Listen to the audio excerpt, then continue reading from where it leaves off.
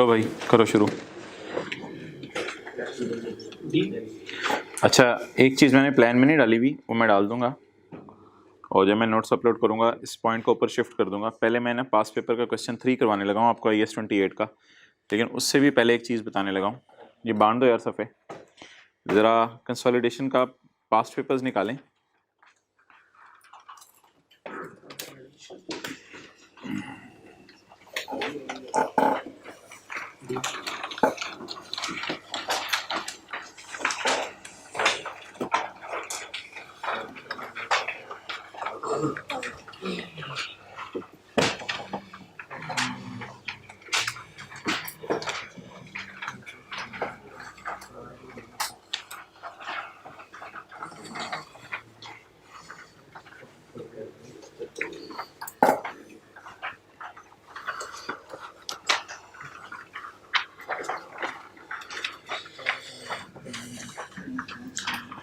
अच्छा, ये पास पेपर के क्वेश्चन 4 में ना एक बड़ा डिफरेंट सा सिनेरियो टेस्ट हुआ हुआ है, पेज 571।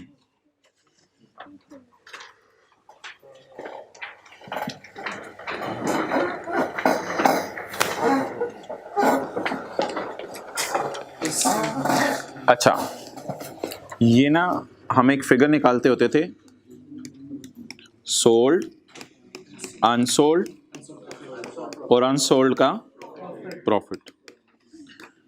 तो मोहतरम ये अगर मैं ये बात करूं OL to UL, OL to UL, तो सोल्ड है 60, अनसोल्ड है 20 और 20 का प्रॉफिट भी निकाल लेंगे, वो कोई परेशान वाली बात नहीं। लेकिन मोहतरम ये इधर सोल्ड आप 60 नहीं लेंगे, सोल्ड आप 60 नहीं लेंगे। ये जरा कॉन्सेप्ट समझिएगा। आपस की सेल ड्यूरिंग द ईयर, आपस की सेल ड्यूरिंग द ईयर, ये सेल 12 महीने की है, लेकिन ये हमारा ईयर एंड है 31 दिसंबर 15 और इनका निकाह हुआ था 1 मई 15 को। तो इसका मतलब है 1 मई से पहले ये मियाँ बीवी नहीं थे। तो जब ये मियाँ बीवी नहीं थी तो फिर ये सेल आपस की सेल नहीं समझी जाएगी, ये बिल्कुल एक थर्ड पार्टीज की सेल है। तो इस सवाल ने परेशान करने के लिए ना आपस की सेल दी हुई है। मेरे पास अभी टाइम नहीं है, वरना मैं आपको दिखाता। जितने सवाल दिए हुए थे ना, जितने मैंने आपको क्लास में कराए थे, उनमें मैंने जानबूझ के एक लाइन डालता था, other intercompany transactions after acquisition. एक लाइन डालता था, other intercompany transactions after acquisition. इधर आफ्टर एक्विजिशन है लिखा हुआ, तो आप आफ्टर एक्विजिशन लिख के काटें। अगर आफ्टर एक्विजिशन लिखा होता तो फिर मुझे 60 की टेंशन नहीं थी, यानी 60 मियां बीवी बनने के बाद की सेल ही थी।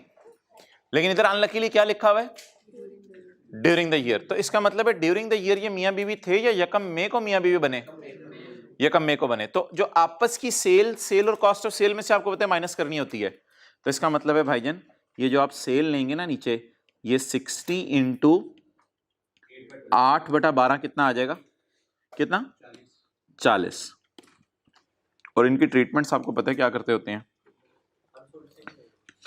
अनसोल्ड सेम रहेगा, अनसोल्ड में कोई फर्क नहीं पड़ेगा, क्योंकि अनसोल्ड होता है उसके पास जो क्लोजिंग पड़ा रह गया, उसमें हम यही अज्यूम करते हैं ये वाला जो बेचा होगा ना उसी में से पड़ा होगा। तो कैसे कैंसिल करेंगे, आपको पता है ये सेल में से और कॉस्ट ऑफ सेल में से माइनस कर देंगे, ऐसे ही करते थे हम। और इसकी मैं फिगर नहीं निकाल रहा, इसकी cost of sale debit, stock credit, इसकी जनरल एंट्री कर देते थे। डन, चलें जी नोट कर लें। लेकिन एक लफ्ज लिख के काट दें, आसानी होती है। अगर पेपर में वो क्या लिख देता खुद हमारी आसानी के लिए, other intercompany transaction after the acquisition, लेकिन इधर क्या लिखा हुआ है, ड्यूरिंग द ईयर।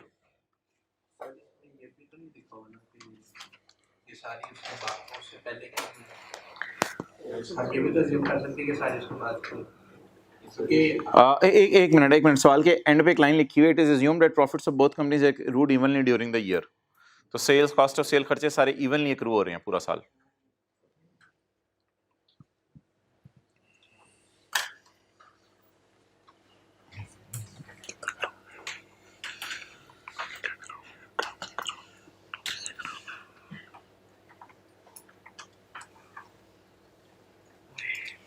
ओके, चलें जी पास पेपर क्वेश्चन 3 निकालें। IS 28 का।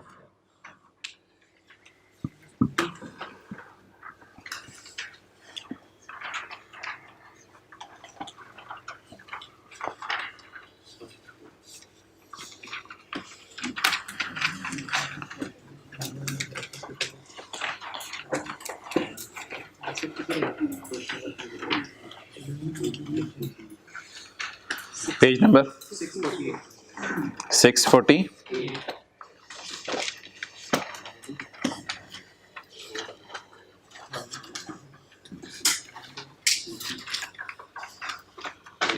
The following amounts are extracted from the records of Manzil Limited, Himmat Limited and Koshish Limited for the year ended 31 December 2019। Cell है, कॉस्ट ऑफ सेल है, operating expenses, other income है, finance cost है, retained earning closing दी हुई है, retained earning closing दी हुई है। ये हम वर्किंग 6 में ले जाएंगे। क्लोजिंग प्रॉफिट नहीं दिया हुआ, जल्दी से प्रॉफिट निकाल दें तीनों का। Don't take more than 1 minute, तीनों का प्रॉफिट निकाल दें।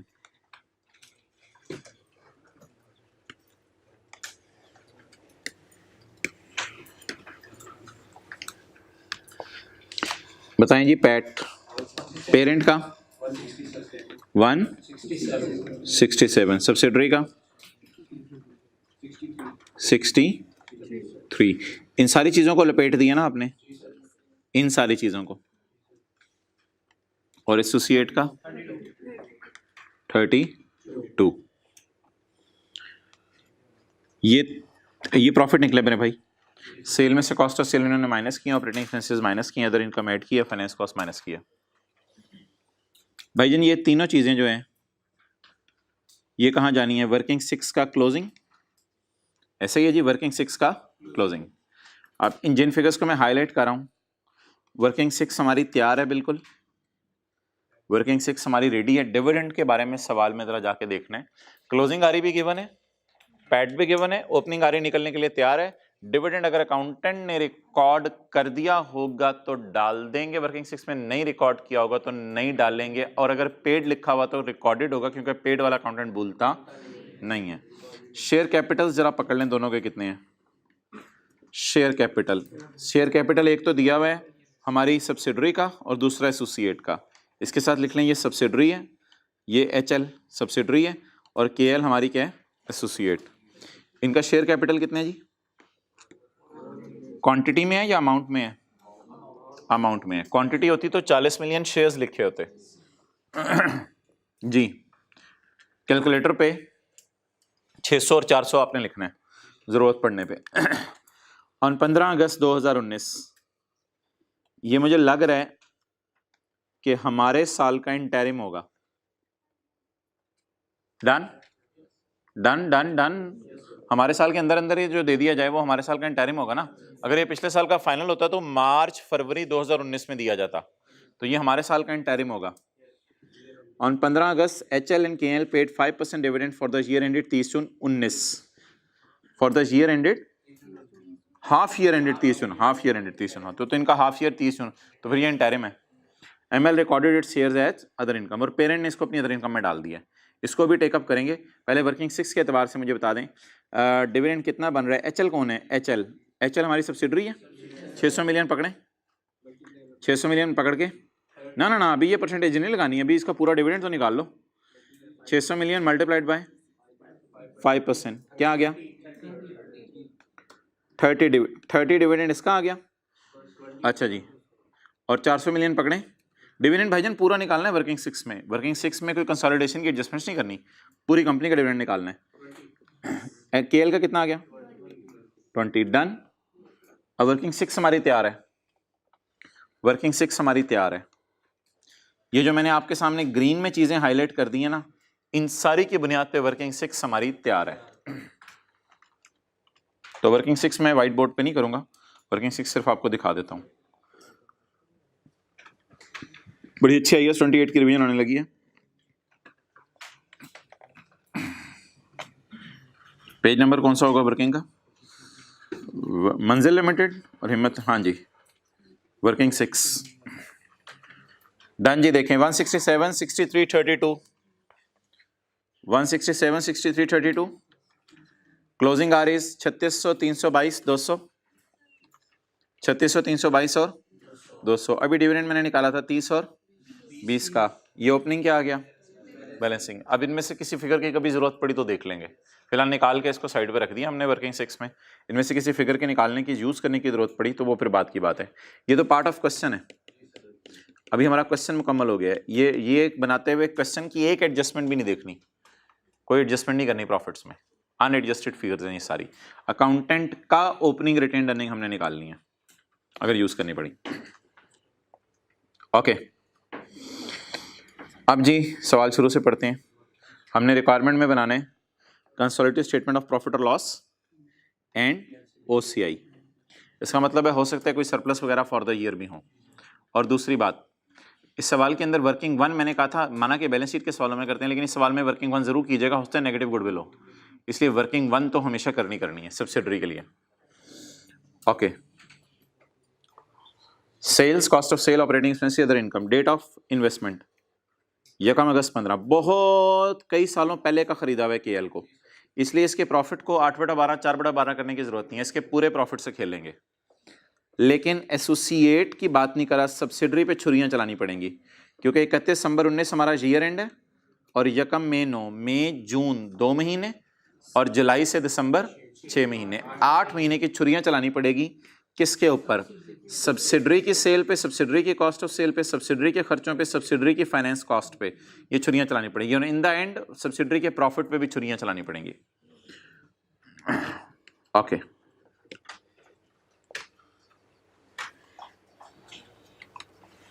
25% इसको खरीदा हुआ है, 60% इसको खरीदा हुआ है। Consideration for acquisition of HL, subsidiary हमारी। Consideration for acquisition of HL share comprises of.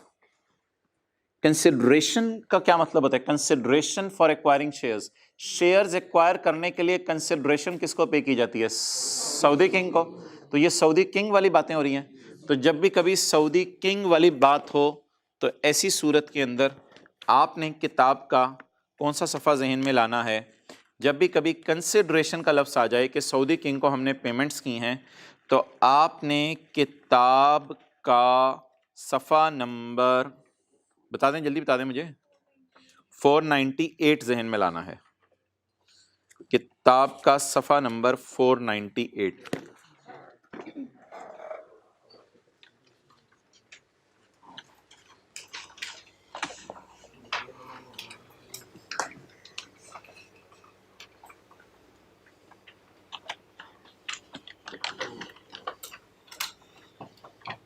जी, किसकी बात होने लगी है?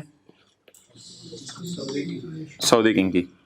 Transfer of MLs building having carrying value. Saudi king को हमने क्या ट्रांसफर किया है? पैसे दिए, शेयर दिए या अपनी बिल्डिंग दे दी है? जिसकी बीवी कितनी है? 150, और उसकी फेयर वैल्यू कितनी है? रॉन्ग एंट्री क्या हुई हमारी तरफ से? फारिग करें जरा। अच्छा जी, हमने उसे बिल्डिंग दे दी है। कंसिडरेशन शेयर कंप्राइजेज ऑफ इतने इतने, हमने उसे बिल्डिंग दे दी है। पेज 498, एसेट्स गिवन किए हैं हमने। तो मैंने कहा था एसेट की बीवी, एसेट चला गया तो एसेट क्रेडिट, इन्वेस्टमेंट्स डेबिट करनी है उस एसेट की फेयर वैल्यू से, और क्योंकि हमने सऊदी किंग को दिया है इसलिए उसके बदले हमें कोई चीज़ आ रही है तो बैलेंसिंग गेन लॉस आएगा। तो बिल्डिंग की बीवी आएगी, बिल्डिंग की फेयर वैल्यू आएगी। इसको रिवैल्यूएशन सरप्लस नहीं कहना आपने, ये पेरेंट का रियलाइज्ड गेन है, क्योंकि पेरेंट ने किसको बिल्डिंग दे दी? सऊदी किंग को बिल्डिंग दे दी। बिल्डिंग क्रेडिट, इन्वेस्टमेंट डेबिट और इधर इनकम क्रेडिट। जी, बीवी बताएं कितनी है बिल्डिंग की? कितने की बेच सकते थे बाजार में? 226 की। तो बिल्डिंग बेचकर पैसे आए या बिल्डिंग बेचकर शेयर्स आए? इन्वेस्टमेंट डेबिट कितने से जी? 226। क्रेडिट क्या? बिल्डिंग, ये एफवी पे और ये बीवी पे जी 100, और बैलेंसिंग, क्योंकि P&L का सवाल कर रहे हैं इसलिए बैलेंसिंग में साथ साथ निकाल रहा हूं। कितना? 76। डन। तो ये मुझे खुशी आ गई। ये अगर बैलेंस शीट का सवाल होगा तो मैं CRE में लेके जाऊंगा, और अगर P&L का सवाल होगा तो अदर इनकम में ऐड करूंगा। ये मेरी खुशी है, इसको आपस में कैंसिल नहीं करना। कैंसिल होती हैं पेरेंट और सब्सिडरी की चीज़ें। ये सऊदी किंग को हमने बिल्डिंग दी है। डन हो गया? ओरिजिनल एंट्री नोट करें जल्दी।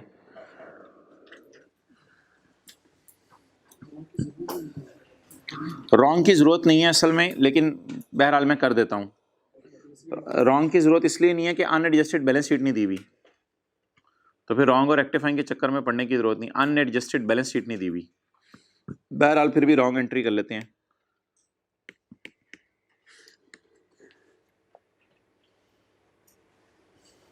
Speed up. रॉन्ग, वर्किंग नहीं लिखा, रॉन्ग लिखा है। Disposal has been recorded at BV. Disposal book value पे रिकॉर्ड हो गई है। डिस्पोजल बुक वैल्यू पे रिकॉर्ड हो गई है।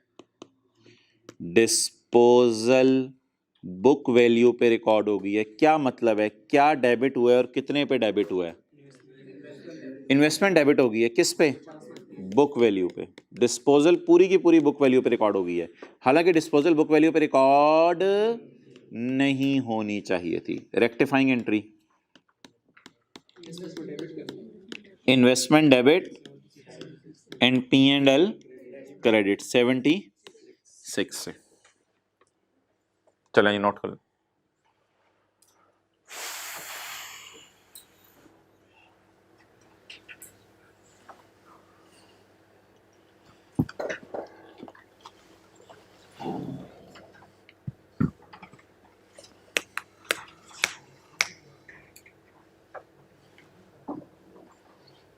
नेक्स्ट,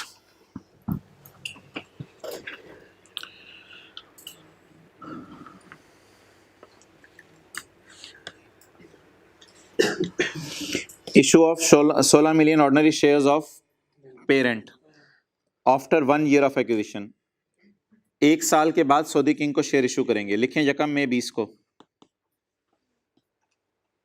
1 साल बाद का मतलब ये है 1 साल बाद सऊदी किंग को शेयर इशू करेंगे। 1 मई 20 को। थोड़े से पैसे ले लो, थोड़े से शेयर ले लो। जो थोड़े से शेयर ले लेना, shares to be issued, investment debit, purchase consideration payable, और परचेज कंसिडरेशन पेएबल को अपनी इक्विटी में शो करना है। और ईयर एंड पे अगर शेयर्स की फेयर वैल्यू बदल भी जाए तो कोई एडजस्टमेंट नहीं करनी जी। Issue of 16 million shares. The market price of shares at the date of acquisition was 30। However, the market prices changed when the shares were issued। अगले साल मार्केट प्राइस 32 हो गई, लेकिन फिलहाल मार्केट प्राइस कितनी थी? 30। No adjustment at year end. या अगले साल भी कोई एडजस्टमेंट नहीं करनी, सिर्फ एक ही एडजस्टमेंट करनी है। किस वक्त? जब शेयर इशू करेंगे। शेयर इशू करने की एंट्री बताएं। नहीं, शेयर कैपिटल शेयर प्रीमियम में तब क्रेडिट करता जब इस साल शेयर इशू हो जाते। ये शेयर इशू होने अगले साल। बताएं क्या एंट्री करेंगे? ये तो दूसरी एंट्री है ना। Investment debit, purchase consideration payable credit. Quantity shares की बताएं। 16 मिलियन शेयर्स। इधर फिर शेयर प्रीमियम शेयर कैपिटल इसलिए अलग नहीं हो सकता कि परचेज कंसिडरेशन पेएबल एक ही अकाउंट बनेगा। ₹30 5 1 32 जो है वो मोहतरम एक बात याद रखिएगा, investment debit, purchase consideration payable credit, ये एंट्री ईयर एंड वाली फिगर्स या जो अगले साल जितने पे शेयर इशू उस पे नहीं कर सकते, क्योंकि वर्किंग 1 होती है एक्विजिशन डेट पे, हमें इल्हाम नहीं होता कि उस दिन क्या वैल्यू होगी। इसलिए ये वर्किंग हमेशा वर्किंग 1 में सारी फिगर्स किस दिन की यूज करनी है? एक्विजिशन डेट की। सारी फिगर्स वर्किंग 1 में किस डेट की यूज करनी है? एक्विजिशन डेट की। परचेज कंसिडरेशन पेएबल खत्म होगा अगले साल। परचेज कंसिडरेशन पेएबल डेबिट और शेयर कैपिटल और शेयर प्रीमियम क्रेडिट। लेकिन ये साइड एंट्री क्या है कि अपने किताब में डिस्कस नहीं की हुई, इसलिए ये साइड वो टेस्ट भी नहीं करता पेपर में। वो फिर एंट्री उस वक्त टैली होगी, गेन लॉस कहाँ रिकॉर्ड होगा वो बाद की बात है, इसलिए वो टेस्ट नहीं करता ना वो पूछता है। इसलिए हमने सिंपल लिख दिया हुआ है हमारे सिलेबस के एतबार से, no adjustment at year end. Done? चलें जी, डन? कोई क्वेश्चन? आगे चलें। अच्छा, एक बात पूरे सीए में याद रखिएगा, कोई एडजस्टमेंट किसी ने रिवाइज नहीं की होती, समझ ना आ रही हो ना, तो उस पर दिमाग ना अड़ाया करें, फिर अगली बात समझा करें। तो वहाँ दिमाग अड़ा ना रहे। पॉइंट 3 हमें date of acquisition of HL carrying value of its net asset was equal to fair value except a manufacturing plant whose FV exceed the carrying value by 60। तो ये छोटी छोटी एडजस्टमेंट आसान मार्क्स दिए होते हैं। तो बताएं जल्दी। PPE debit, revaluation surplus in working 1 credit कितने से 60 से। डेट ऑफ एक्विजिशन बताएं, रिमेनिंग लाइफ या कम मई, तो मई जून और दिसंबर कितने महीने की अमोर्टाइजेशन ये डेप्सियन चार्ज करेंगे 8 महीने की। 8 महीने की डेप्सियन निकालें ज़रा 8 से डिवाइड करके। 8 तो लाइफ है ना, डेप्सियन भी 8 महीने की निकालनी है। 60 divided by 8 years multiplied by 8 months divide by 12। Entry बताएं। अगर एसेट बढ़ा तो डेप्सियन बढ़ेगी। डेप्सियन डेबिट कितने से, डन। ओके मैं डेप्सियन को काट के CR या SR इसलिए नहीं लिख रहा क्योंकि P&L का सवाल है खाली, तो इसलिए वो फिर मैं ऐसे ही एफर्ट करूंगा एक। डन। आगे ये ना जल्दी नोट, साथ वाला सफा खाली है, आप लोग सारी चीजें नोट कर सकते हैं। बहरहाल अच्छा यार ना करो यार, इस एडजस्टमेंट पे टाइम ना लगवाओ भाई। एक बात सुन लें, ये बिल्कुल आपके लिए नई बात करने लगा हूँ। ये था हमारा पेज नंबर 644। IAS 37 ना कॉन्टिंजेंट लाइबिलिटीज को डिस्क्लोज करने को कहता है, लेकिन कंसोलिडेशन कहती है कॉन्टिंजेंट लाइबिलिटीज को रिकॉर्ड करो। कंसोलिडेशन कहती है कॉन्टिंजेंट लाइबिलिटीज को रिकॉर्ड करो। इसलिए आपको एक सवाल याद होगा, a contingent liability of 90 million as disclosed in financial statements, just disclose हुई है, पेज 644 है बुक का, जिसकी कैरिंग वैल्यू 0 है क्योंकि डिस्क्लोज हुई है, और उसकी फेयर वैल्यू कितनी है 60। तो मैंने कहा था कॉन्टिंजेंट लाइबिलिटी को आपने वर्किंग 1 में शो करना है, और इसकी एंट्री की थी expense in working 1 debit liability credit. तो शायद IFRS 3 या 10 कंसोलिडेशन का जो स्टैंडर्ड है ना, वो ज्यादा प्रूडेंट होके खेल रहा है, ज्यादा ओवर प्रूडेंट हो रहा है। जो चीजें लॉयर का ख्याल है लो चांस है पे करनी है, उनको भी फेयर वैल्यू के ऊपर लेके जा रहा है। तो इसलिए IAS 37 थोड़ा प्रूडेंट होके खेल रहा है, ओवर प्रूडेंट होके खेल रहा है। कैसे ओवर प्रूडेंट होके खेल रहा है? कॉन्टिंजेंट लायबिलिटी को सेपरेट फाइनेंशियल स्टेटमेंट में क्या किया जाता है, डिस्क्लोज। लेकिन कंसोलिडेटेड फाइनेंशियल स्टेटमेंट में हमने क्या कहा था, इसे डिस्क्लोज करें और रिकॉर्ड कर लें। और फिर स्काई ब्लू वाली लाइन मैं नहीं समझा रहा, जो काम वाला लेक्चर था, जो काम कर लिया हुआ है उसको वो बातें अलग है, वो बात अलग है, इसको जरा साइड पे रखें। फिलहाल सिर्फ एक्विजिशन डेट की डिस्कशन करें मेरे से। Contingent liability separate financial statement में क्या हुई होगी, लेकिन हम फिर भी किस पे ले आएंगे, फेयर वैल्यू के ऊपर। डन। और ये एंट्री हमने क्लास में की थी भाईजान। जब स्टैंडर्ड की थीम ओवर प्रूडेंट है ना, ओवर प्रूडेंट, तो फिर एक बात का जवाब दीजिएगा, इसको क्या करें। A contingent asset of 50 is disclosed in financial statement which had an estimated fair value of 15 million. Contingent asset acquisition date पे disclose हुआ है, तो कहते हैं इसकी फेयर वैल्यू 15 है। तो क्या मुझे बताएं, बुक वैल्यू 0 है? बिल्कुल। बुक वैल्यू क्या होती है, जो बैलेंस शीट में आ रही हो या नोट्स में जो अंग्रेजी में आ रही हो? मुझे बता रहे कंटिंजेंट एसेट डिस्क्लोज होता है? जी बिल्कुल होता है। क्या रिकॉर्ड भी होता है?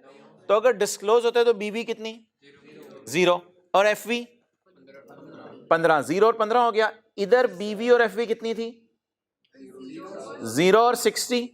इधर बीवी और एफवी, आप बताएं स्टैंडर्ड ओवर प्रूडेंट, स्टैंडर्ड की थीम ओवर प्रूडेंट है, वो मैंने आज आपको बताया। स्टैंडर्ड ओवर प्रूडेंट हुआ है, बता दें एसेट्स रिकॉर्ड करें? नहीं, स्टैंडर्ड कंटिंजेंट एसेट रिकॉर्ड नहीं करने देता। कंसोलिडेशन का स्टैंडर्ड कहते हैं कंटिंजेंट एसेट आप रिकॉर्ड नहीं कर सकते, ओवर प्रूडेंट बनो।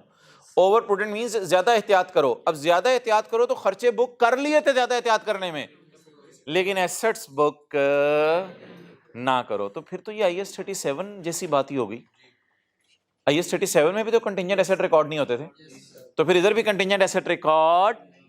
तो बता दें जी, वर्किंग 1 में कंटिंजेंट लायबिलिटीज आएंगी, लेकिन वर्किंग 1 में कंटिंजेंट एसेट नहीं आएंगे। और वर्किंग 1 में कंटिंजेंट लायबिलिटी पास पेपर के क्वेश्चन 1 में है, और कंटिंजेंट एसेट आज जो कर रहे हैं पास पेपर का क्वेश्चन नंबर 3 उसके अंदर है। डन। तो लिख लें, वर्किंग 1 में कॉन्टिंजेंट एसेट रिकॉर्ड नहीं करने, वर्किंग 1 में कॉन्टिंजेंट एसेट रिकॉर्ड नहीं करने।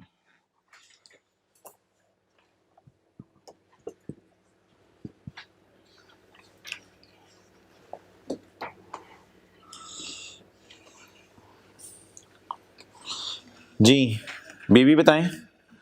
0, FV 15। एडजस्टमेंट क्या करनी है? कोई भी नहीं करनी, लिख लें।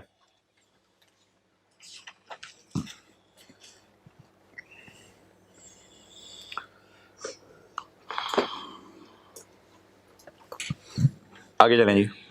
अब ये मैं कह रहा था यार, ये सवाल आप लोगों ने घर में करने, इधर बैठ के कर लेते हैं। Okay, at year end this contingent asset is disclosed at 46। Year end पे अभी तक वो 46 पे डिस्क्लोज्ड है। अब हम क्या करें? अब हम रिकॉर्ड कर लें। हमने एक्विजिशन डेट पे जिसको लिफ्ट नहीं कराई, डिस्क्लोज हुई हुई चीज को, क्या बैलेंस शीट डेट पे उसको डिस्क्लोज हुई हुई है तो आप उसको लिफ्ट करा दें? तो अभी भी लिफ्ट कराने की कोई तुक नहीं है। लेकिन अगर खुदा ना खास्ता लिखा होता कि अब ये कॉन्टिंजेंट एसेट नहीं रहा और वर्चुअली सर्टन हो गया है और सब्सिडरी ने रिकॉर्ड कर लिया हुआ है, क्योंकि उसने वर्चुअली सर्टन रिकॉर्ड कर लिया होगा, फिर क्या करते? फेयर वैल्यू पे ना एक्विजिशन डेट पे बस चीजों को लेके जाते हैं, बाद में नहीं लेके जाते। तो फिर हम कुछ भी ना करते। अगर सवाल में लिखा होता कि सब्सिडरी ने बाद में इसको रिकॉर्ड कर लिया, तो फिर ऐसी सूरत में हमने तो शुरू में रिकॉर्ड किया ही नहीं था, तो हम तो कहते ही ना जो काम हमने तो कोई काम भी नहीं किया।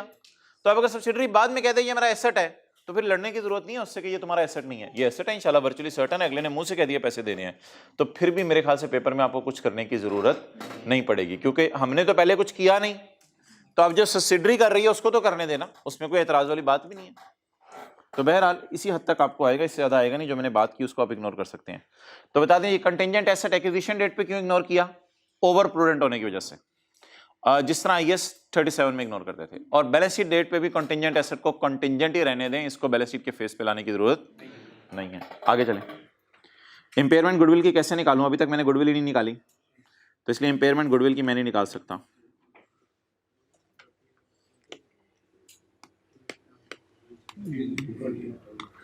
डिविडेंड का क्या करना है? P&L बनाते हुए डिविडेंड का क्या करना है?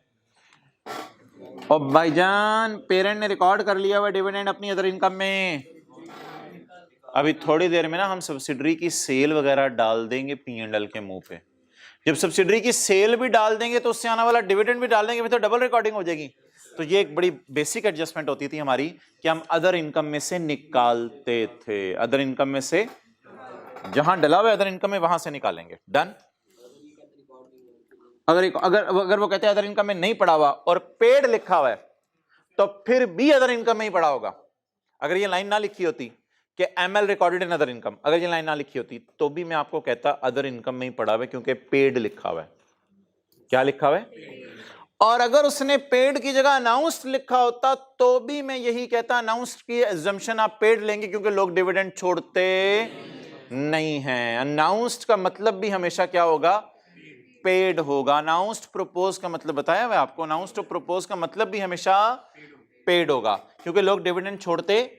हाँ वाजे आ जाएगी उसने रिकॉर्ड ही नहीं किया हुआ, फिर और बात है। तो इधर वाजे लिखा हुआ उसने पे कर दिया, तो फिर दूसरे ने रिसीव, तो इन दोनों ने बांटा है और पेरेंट को मिला है, इसलिए उसने अपनी कहां डाला हुआ है? अदर इनकम में, वहां से निकाल देंगे। अच्छा ये जबानी कर लें कैलकुलेटर के ऊपर। On 30 June KL sold a machine having carrying value of 60 to 68, तो कितना गेन आया? किसको बेची है? सब्सिडरी को, एसोसिएट को? एसोसिएट को। किसने? KL कौन है? पेरेंट। KL ने बेची है, अच्छा ठीक, कोई मसला नहीं। एसोसिएट ने किसको बेची है? पेरेंट को बेची है। तो एसोसिएट ने पेरेंट को बेची है। हैंड रिटन पेज मैं नहीं खुलवा रहा अभी, मुझे बता दें गेन कितना आया? गेन कितना आया? 8। और डेप्रिसिएशन कब से कब तक की निकालेंगे? कैलकुलेटर पकड़ें। डेट ऑफ सेल से बैलेंस शीट डेट तक, तो 8 को डिवाइड करें 5 से और मल्टीप्लाई कितने महीने से? 6/12 जी। 0.8। Net gain 7.2। Net gain is 7.2। कुछ और ABCDFGH hand written pages ABCDFGH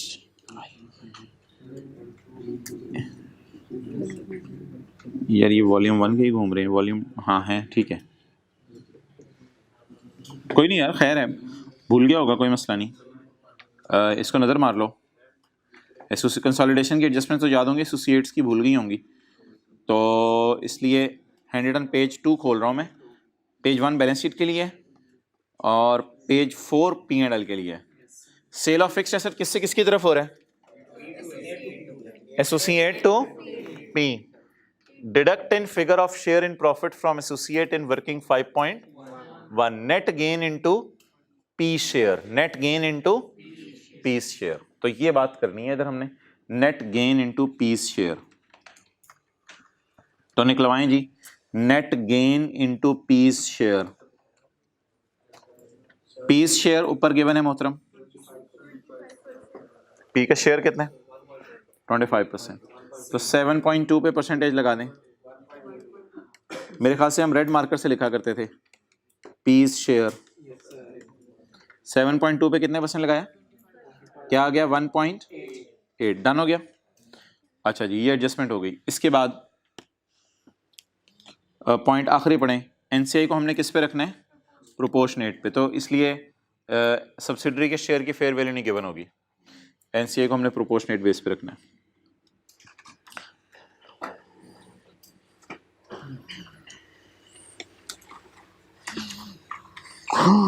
sir वो ना कंसोलिडेशन के साथ उसने IFRS 9 टेस्ट कर लिया हद हो गई यार तुम लोग क्या बीए करने आए हो ऑन 15 नवंबर 2019 साल खत्म होने से 1.5 महीना पहले HL and KL purchase 6 lakh and 4 lakh shares of जज्बा HL कौन है पहले HL कौन है सब्सिडरी KL कौन है उन्होंने किसी और के शेयर खरीदे जिस कंपनी का नाम था जज्बा respectively at a price of 150 each plus 2% transaction cost तो 150 में ट्रांजैक्शन कॉस्ट शामिल है या ट्रांजैक्शन कॉस्ट शामिल नहीं है एक्सेलेंट शामिल नहीं है इंक्लूडिंग 2% लिखा हुआ या प्लस 2% इसका मतलब है 150 रुपया भी दिया और ब्रोकर को फीस भी दी HL and KL classified the investments as FVTOCI और इन्होंने इनको कहां पे डालना पसंद किया FVTOCI these investments have not been remeasured at year end separate financial statement में एरर हो गई कि साल के एंड पे इनको फेयर वैल्यू पे लेके जाना भूल गए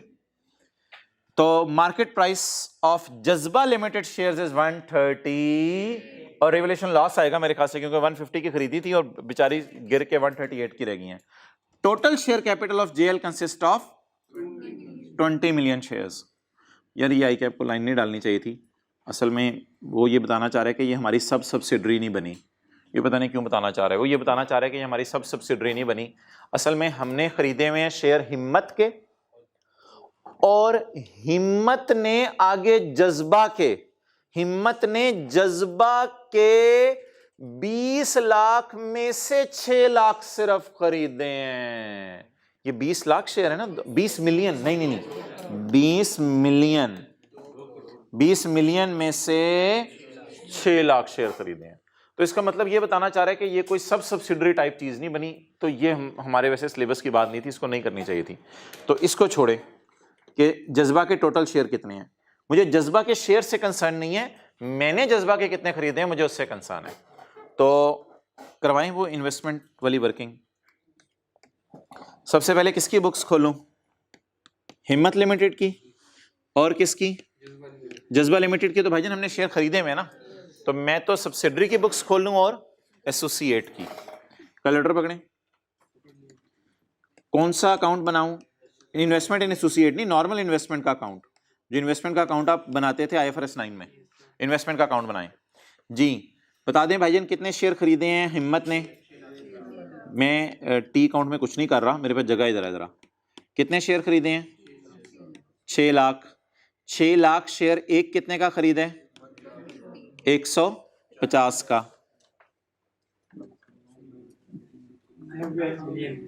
कितना 90 मिलियन क्या 90 मिलियन पे इन्वेस्टमेंट इन शेयर डाल दूं या FVTOCI में ट्रांजैक्शन कॉस्ट कैपिटलाइज होती हैं ट्रांजैक्शन कॉस्ट डलवाएंगे आप या मैं डलवाऊं कैसे 102% से मल्टीप्लाई कर देंगे या इसका 2% ऐड कर देंगे?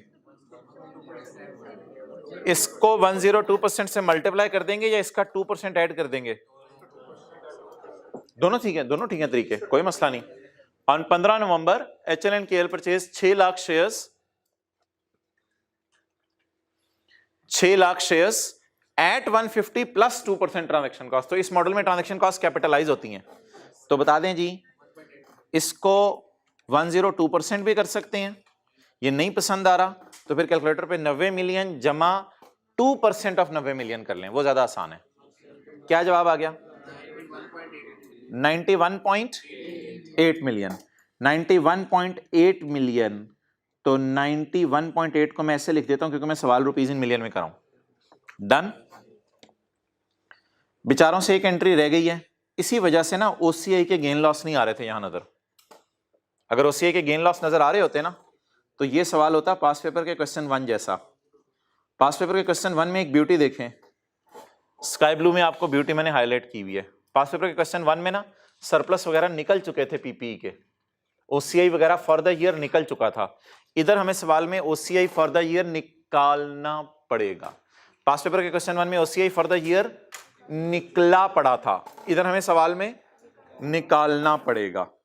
वो ये नहीं कहेगा मुझे क्यों निकाला, क्योंकि उसको तो निकालना ही है। निकालने का मतलब कैलकुलेट करना है। बोलें जी, साल के आखिर में हमारे पास ओ भाईजान एक बात सुन लें, इधर देखें सारे। फिलहाल ये टेंशन ना लें कि केएल ने क्या खरीदा है, फिलहाल सिर्फ ये टेंशन लें कि एचएल ने क्या खरीदा है। पहले एचएल का सवाल पूरा कर लें फिर केएल की तरफ मूव करते हैं। भाईजान ये गलती होगी है सेपरेट फाइनेंशियल स्टेटमेंट में, these investments have not been remeasured at year and.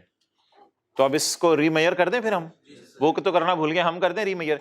शायद रीमेयर करना भूल गए इसीलिए P&L के साथ ओसीए वगैरह पड़े नहीं हुए थे। कितने शेयर है हमारे पास? 6 लाख। एक शेयर कितने का हो गया है साल के एंड पे? 138। कितना? 82.8 मिलियन। डन। 82.8।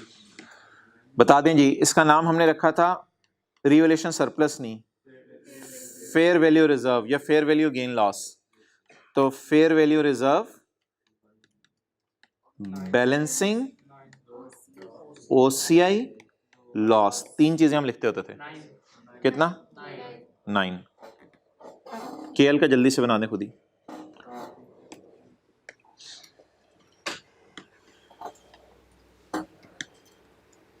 देखते हैं कौन पहले बनाता है, आप लोग भी बनाए, मैं भी बनाता। चलो फिर मुझे बनवाओ। क्वांटिटी बताओ कितनी? हमने जज्बा के कितने शेयर खरीदे? 4 लाख। ज़रब 150, ज़रब 102% या जमा 2% of this figure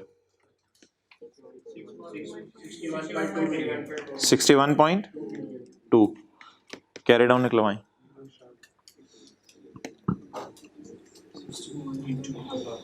4 lakh into 1 जी 55.2 मिलियन। 6 का क्या आ रहा है? लॉस आ रहा है।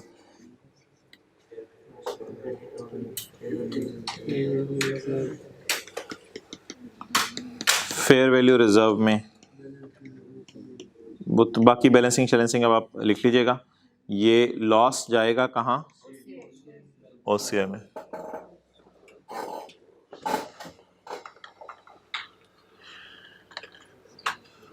ये मेरे ख्याल से हुई होंगी वर्किंग यार। हाँ हुई है वर्किंग 8 और 9, आपको करने की जरूरत नहीं नोट। डन जी। ये बताएं जी कितना है? 9। और ये लॉस है गेन है? जरा पास पेपर का क्वेश्चन 1 नजर मारें, इधर सरप्लस था या लॉस था? सरप्लस था या लॉस था? किस नाम से? Revaluation surplus. और आपने इसको इग्नोर करके पैट निकाला था, ठीक है? पैट तो इसको इग्नोर करके निकलता है। तो ऐसा करते हैं कि सवाल को ना अपने लिए आसान कर लेते हैं, OCI भी डाल लेते हैं सवाल में, ताकि हमारा डेटा जरा आसान हो जाए और नीचे हमें ना जाना पड़े। वैसे भी नीचे जाने से डर, तो इसने तो कोई इन्वेस्टमेंट्स की नहीं, इसका तो सरप्लस 0 है। इसका OCI का क्या आ रहा था, कितना, 9, और इसका 6। डन।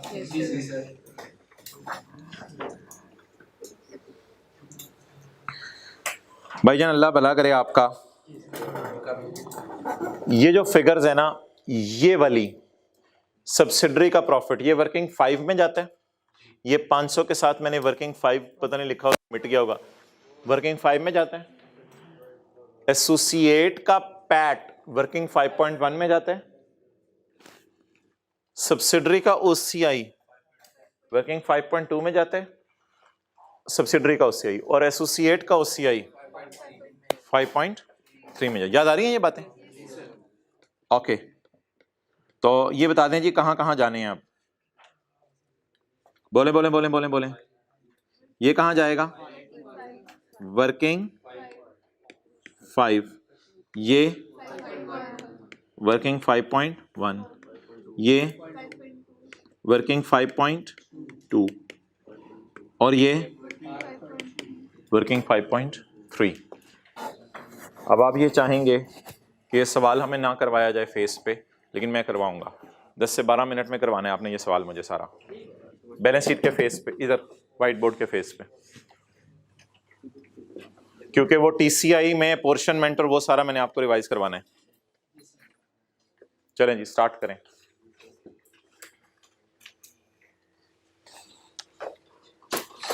शायद आप कहें ओ अच्छा अच्छा अच्छा अच्छा अच्छा अच्छा अच्छा अच्छा, याद आया कुछ? ओ अच्छा अच्छा अच्छा अच्छा अच्छा। एसोसिएट के बैलेंस शीट के एसेट्स लायबिलिटीज भी काट देते होते हैं, और एसोसिएट की सेल और कॉस्ट ऑफ सेल सारी चीजें काट देते होते हैं। डन। चलें जी, सेल बोले यार 800। यार देखते रहें, जहां कैलकुलेटर की जरूरत हुई मैं आपसे कहूंगा कैलकुलेटर यूज कर लें, जहां और किसी चीज की जरूरत हुई मैं कहूंगा मुझे हेल्प कर दें। लेकिन प्लीज अब आप ये साथ साथ नोट ना करें, अंडरस्टैंड बस करें चीजों को। किताब को घर में खोल के रखें। सेल 800, कॉस्ट ऑफ सेल ये याद रखना है, क्योंकि सब्सिडरी को ड्यूरिंग द ईयर खरीदा है तो छुरियां चलानी है साथ साथ। 31 इंटू 8/12। सारी अनएडजस्टेड फिगर्स पहले पोस्ट कर लेते हैं ना। कॉस्ट ऑफ सेल 540 1 इंटू, आगे बोलें क्या आ रहा है, ऑपरेटिंग एक्सपेंसेस जी 114 60 इंटू, आगे बोलें अदर इनकम जी 40, और आगे 20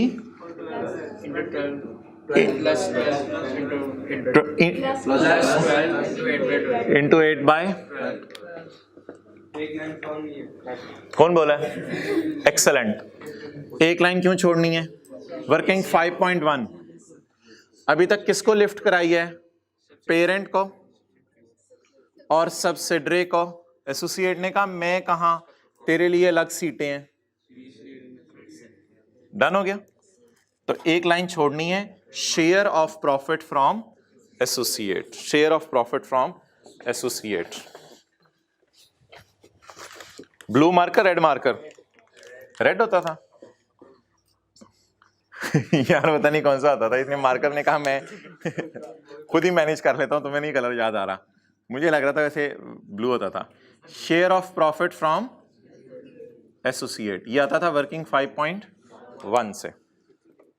अच्छा जी, यहां पे हजरात हॉल्ट लें, रुकें और यहां पे रुक के बताएं पेरेंट का पैट की कोई वर्किंग नहीं होती। यहां एडजस्टेड फिगर्स मैंने उठाई हैं।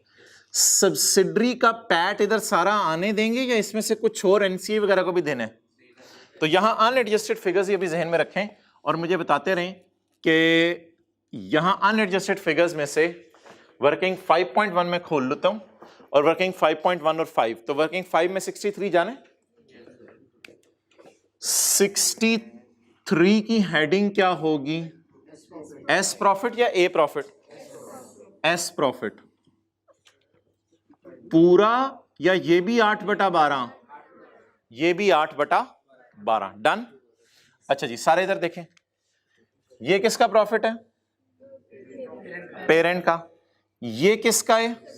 सब्सिडरी का। सब्सिडरी के प्रॉफिट में से थोड़ा सा एनसीआई को दे देंगे, बाकी हमारा होगा। ये वर्किंग क्लोज कहां होती थी? CRE no need. डन। ये वर्किंग 5 थी। एक्सलेंट, ये वर्किंग 5 थी। अच्छा, इसीलिए कुछ चेहरों में मुझे परेशानी नजर आई थी, पहले तो आ दिया करें। डन जी। अच्छा जी, किसका पैट उठा लिया? पेरेंट का उठा लिया पूरा, सब्सिडरी का पूरा उठा लिया था, लेकिन वर्किंग 5 क्यों खोल ली? एनसीआई को देना है। अब किसका पैट रह गया है? एसोसिएट का। पैट से पहले बात करें, कितना? 32। क्या 32 यहां लिखना है या वर्किंग से रूट करा के लाना है? वर्किंग से रूट करा के एडजस्टमेंट्स पोस्ट करके लाना है। तो फिलहाल वर्किंग खोल के रख लें। वर्किंग 5 पॉइंट, एस प्रॉफिट, ए प्रॉफिट। 7-7 परसेंटेजेस लगानी है इस टॉपिक में या एंड पे लगानी है? 7-7 परसेंटेज लगानी है। ए प्रॉफिट पूरा उठा लूं, नंबर ऑफ मंथ्स पे तो लेके जाने की जरूरत नहीं। 32 इंटू डन। अच्छा जी, क्या मैंने सारे पैट उठा लिए हैं? सारे पैट उठा लिए हैं। इंडिविजुअली भी सेल कॉस्ट ऑफ सेल उठा लिए और पैट भी जहां जहां लेके जाने थे ले गए। 2 वर्किंग क्यों खोलनी पड़ी? क्योंकि सब्सिडरी का पैट एनसीआई को देना है और एसोसिएट का 25% हमने लेना है। इसके बाद बता दें, इसका सरप्लस उठाना है, इसका उठाना है, इसका उठाना है। बिल्कुल सेम मेथोडोलॉजी। ये देखिएगा, 800 और 315। डन। 800 और 315, ये दोनों फिगर्स लेके जाते हैं। तो इसी तरह 0 और 9, लेकिन इसको ना 9 को 8/12 नहीं करना, क्योंकि ये यकम नवंबर को खरीदी है, ये है ही सारी हमारी। इसको 8/12 करने की जरूरत नहीं है, क्योंकि ये जो जज्बा लिमिटेड में खरीदे हैं शेयर, ये मेरे ख्याल से नवंबर में जाके खरीदे हैं, तो इसलिए इसको 8/12 नहीं करना। अच्छा, ये लाइन मैं छोड़ देता हूं, किसके लिए? पीबीटी के लिए। ये लाइन किसके लिए? टैक्स वगैरह है सवाल में, तो फिर पीबीटी ही क्या हो जाएगा? Profit after tax. इसके बाद क्या मैं डालूंगा? Add OCI. ओसीआई में क्या आ रहा है? फेयर वैल्यू रिजर्व या revaluation surplus? Fair value reserve. Sale किस किस की उठाई है? पेरेंट की पूरी और सब्सिडरी की भी पूरी, बाद में एनसीआई को दे देंगे। तो इसी तरह जिस तरह मैंने कहा था सेलें उठानी है, उसी तरह ओसीआईए उठाने हैं। तो 0 और 9 को लेके जाएं एज इट इज। फिलहाल टेंशन ना लें, पेरेंट का पूरा और सब्सिडरी का भी पूरा उठा लें, देखी जाएगी, एनसीआई को दे देंगे, परेशान ना हो। फिलहाल सब्सिडरी के पूरे उठाए हैं ना प्रॉफिट्स? पूरे का मतलब है कि परसेंटेज तो कोई नहीं लगाई ना, ये तो 8/12 कुछ और है। और क्या एसोसिएट के सब्सिडरी के पूरा ओसीआई आ गया और सब्सिडरी के पूरे प्रॉफिट्स आ गए। एक लाइन और डालें, वो किसके लिए डालनी है जरा बता दें। ये अगर पास पेपर क्वेश्चन 1 आपने पहले किया होगा ना इंशाल्लाह, तो इस क्वेश्चन में आपको आसानी हो जाएगी। एक लाइन और डालें, time share of OCI from associate. Share of OCI from associate, ये कहां से आएगा? 5.2 नहीं, 5.3। ये 5.3 से आ जाएगा। डन। 5.2 में बताता हूं जी। ए प्रॉफिट, ए ओसीआई, ए ओसीआई। और ये कौन सी ओसीआई?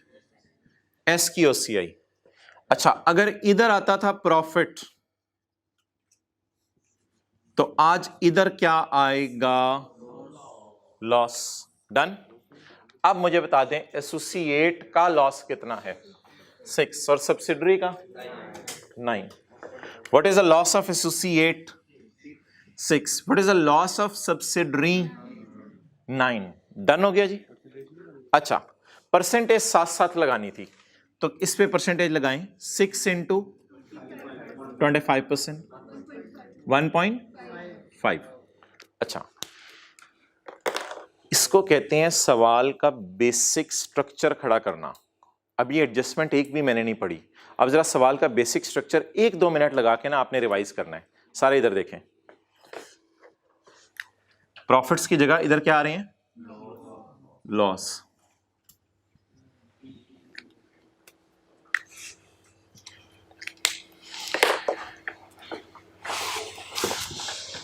पी के सारे लाइन आइटम्स, पी के सारे line items, no tension. P के पैट की टेंशन ही नहीं करनी, 167 में कहीं नहीं लेके गया। पी के पैट की टेंशन नहीं लेनी क्योंकि ये पी है। डन हो गया। एस के सारे लाइन आइटम्स और एस का पैट,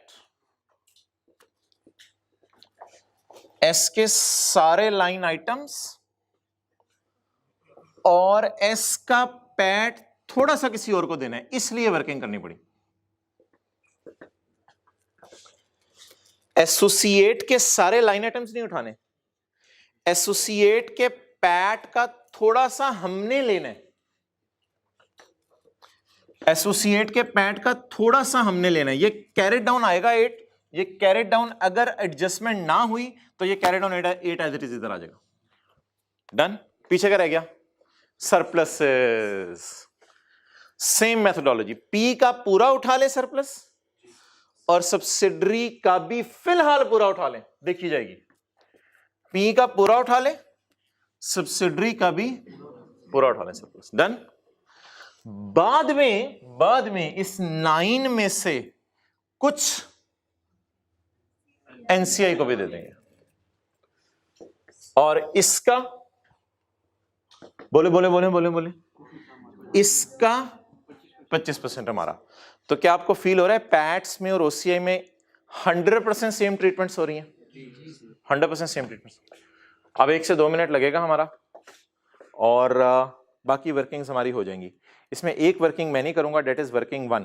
वो वर्किंग 1 मैं आपको एज इट इज शो कर देता हूं। वर्किंग 1। अच्छा भाईजान, वर्किंग 1 में इन्वेस्टमेंट्स की फिगर आनी है। ये इन्वेस्टमेंट्स की फिगर ठीक है, वर्किंग 1 में ले जाए। कितनी इन्वेस्टमेंट्स? 200 जमा 480। असल में ना सवाल में कोई अनएडजस्टेड इन्वेस्टमेंट दी नहीं हुई थी। अगर सवाल में अनएडजस्टेड इन्वेस्टमेंट दी होती ना तो फिर मैं ओरिजिनल एंट्री वाली इन्वेस्टमेंट ना उठाता, फिर मैं उस अनएडजस्टेड इन्वेस्टमेंट के अंदर ये वाली इन्वेस्टमेंट 76 की डालता। मैं कहता अल्लाह का शुक्र है मेरी इन्वेस्टमेंट सही हो गई है। लेकिन सवाल में नजर मार लें कहीं भी अनएडजस्टेड इन्वेस्टमेंट्स नहीं दी हुई, तो जो ओरिजिनल इन्वेस्टमेंट से क्या मैं उठा सकता हूं? तो ओरिजिनल इन्वेस्टमेंट उठाएं 226 और 760 706 हो गया। शेयर कैपिटल सब्सिडरी का 600, शेयर कैपिटल सब्सिडरी का 600। रिटेन्ड अर्निंग, रुक जाए कैलकुलेटर पे, कैलकुलेटर पकड़े। रिटेन्ड अर्निंग, यकम मे को खरीदा है, यकम मे को खरीदा है सब्सिडरी को, कैलकुलेटर पकड़े। यकम मे को खरीदा है सब्सिडरी को 289 जमा 63। यकम मे को हमने खरीदा है तो जनवरी फरवरी मार्च अप्रैल तक वो कुछ ना कुछ कमा चुकी थी, तो इसका 4/12 हमने खरीदा है पैसे देके, तो इसका 4/12 लें और ऐड कर दें 289 में। कितना आ गया? 310। और रिवोल्यूशन सरप्लस वो मैन्युफैक्चरिंग प्लांट वाला 60 आ गया। ये आपकी गुडविल आ गई 124 और इसी के ऊपर इंपेयरमेंट लॉस आ जाएगा। ये गुडविल आ गई, इसी पे इंपेयरमेंट लॉस आ जाएगा। एनसीआई किस पे निकालनी है? 970 का प्रोपोर्शनेट शेयर 388। तो वर्किंग 1 करने की जरूरत नहीं है। वर्किंग 1 ने नेगेटिव गुडविल देती तो इधर देखें, वर्किंग 1 नेगेटिव गुडविल देती तो अदर इनकम में आती, लेकिन वर्किंग 1 का फायदा ये हुआ पॉजिटिव गुडविल की इंपेयरमेंट निकालने के लिए यूज होगी ये फिगर। तो अब वर्किंग 1 का कोई फायदा नहीं हुआ सिवाय इसके यहां से एक भी फिगर P&L के मुंह में नहीं जानी। हाँ, अगर नेगेटिव गुडविल आती ना वो अदर इनकम में जानी थी। अब क्या करें, वर्किंग वन का तो कोई फायदा ही नहीं है, तो ऐसा करें फिर कि सवाल में आके 124 लिखा हुआ है गुडविल, 124 का 10% 12.4, तो 0.4 की एंट्री बता दें।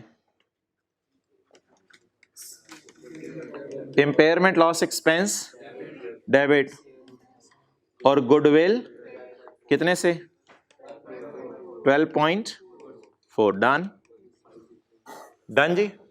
अच्छा चलें जी, अब मैं चाहता हूं कि मैं एडजस्टमेंट्स पोस्ट करूं।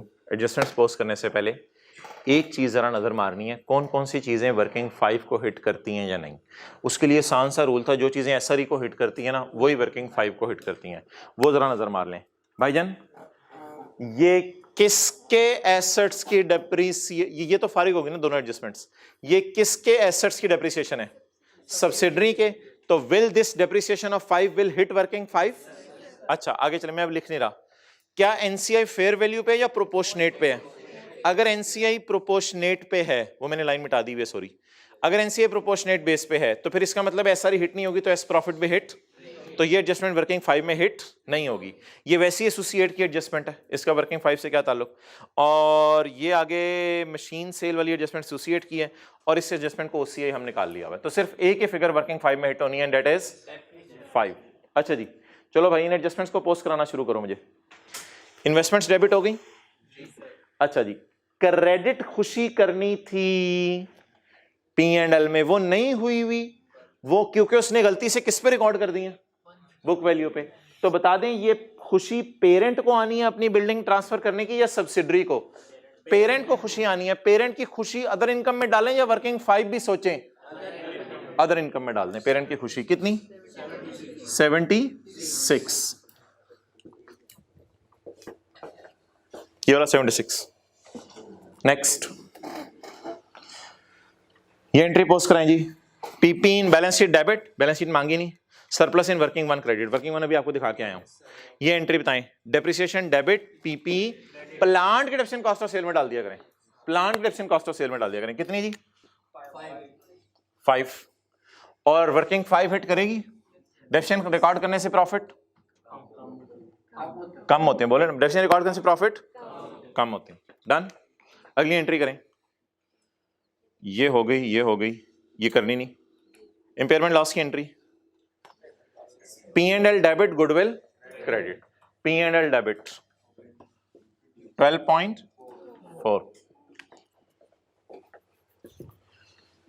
ये जो 7.2 है ना, इस पे हमने परसेंटेज लगा दी है 1.8 की, तो ये मैं आपसे बिल्कुल एक्सपेक्ट नहीं करा कि अभी आपको याद आए ABCD। ये ऐसा करते हैं, ये जाके देख आते हैं क्या करना है इसका। सेल ऑफ फिक्स्ड एसेट किससे किसको? Deduct in figure in profit from associate in working 5.1। कितनी फिगर थी? 1.8। तो ये अभी भूला होगा आपको ऑब्वियसली, क्योंकि इसके ज्यादा सवाल नहीं अभी जहन में होंगे। कौन से जी आगे? IAS 28 का चैप्टर किधर है जी?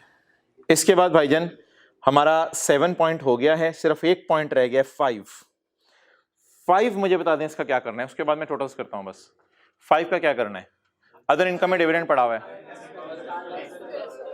भाईजान, ये पूरा डिविडेंड माइनस कर दूं 30 का? सोचे सोचे सोचे, पेरेंट ने पूरा डिविडेंड ले लिया होगा या अपना हिस्सा? अपना हिस्सा। एसोसिएट का पूरा डिविडेंड पेरेंट का होगा या उसका हिस्सा? ओके, अब आप हजरात बताएं उसने कितना डिविडेंड अनाउंस किया सब्सिडरी ने? 30 में से हमने अदर इनकम में 30 डाला होगा या 30 का 60%? 30 का 60% कितना? 18 को अदर इनकम में पड़ा रहने दो या माइनस कर दूं? माइनस कर दें। एसोसिएट ने सारे शेयर होल्डर्स को कितना बांटा? वर्किंग 6 में ना टोटल डिविडेंड्स होते हैं, वर्किंग 6 से लाते हैं, टोटल डिविडेंड्स होते हैं। उसने सबको कितना बांटा एसोसिएट ने? उसमें से हमने कितना अदर इनकम में डाला होगा? कैलकुलेटर पकड़े, क्या कर दिया?